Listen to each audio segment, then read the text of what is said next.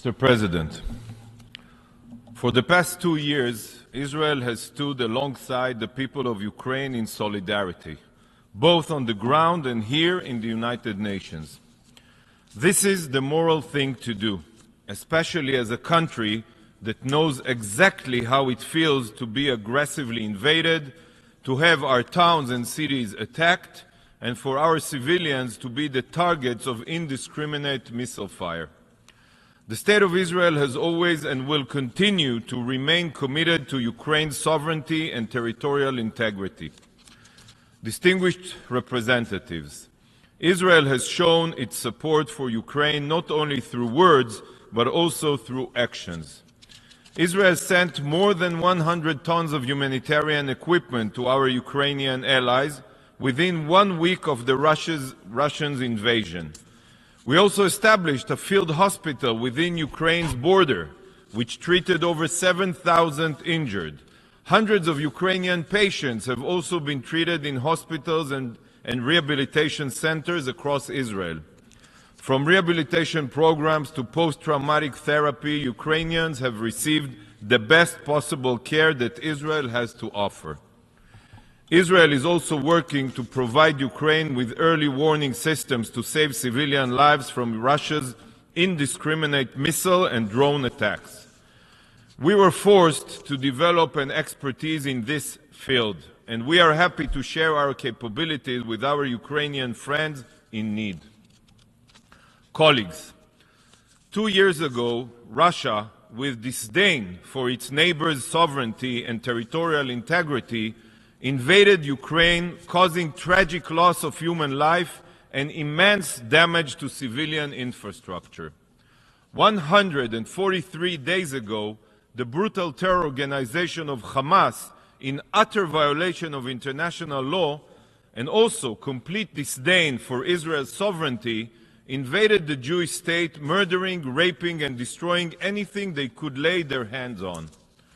Both of our countries, Ukraine and Israel, are fighting a battle for our survival.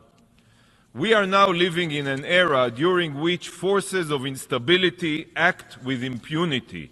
International law be damned, morality be damned, and peace and security be damned. But today, not only do these forces use military power or terror, but they have another tool. They have converted the UN and its bodies into a weapon against freedom and liberty. This is what the UN has become.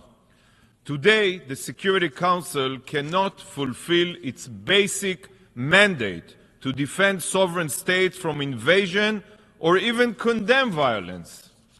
Whether it comes to combating the aggression that Ukraine defends itself against or the terror that Israel defends itself against. The Security Council is paralyzed in the face of violence, and the entire UN system is being held hostage by political interests. The UN system is being held hostage by political interests. For purely political reasons, neither the Security Council nor this body has condemned Hamas or its massacre. The audacity of those who invade others and attack civilians to baselessly lecture the law-abiding democracy of Israel on international law is the perfect example of how destructive this institution has become. Listen to this. This week, Russia will be hosting a Hamas delegation in Moscow, and not for the first time. Russia is one of the only places outside of the Middle East where Hamas terrorists and Houthi jihadists are given the red carpet treatment, even after October 7th. Russia is hosting those who are responsible for intentionally murdering babies, raping women, and burning families alive. But this meeting in Moscow is a result of something more broad, more dangerous. Russia is now deepening its ties with global forces of destabilization.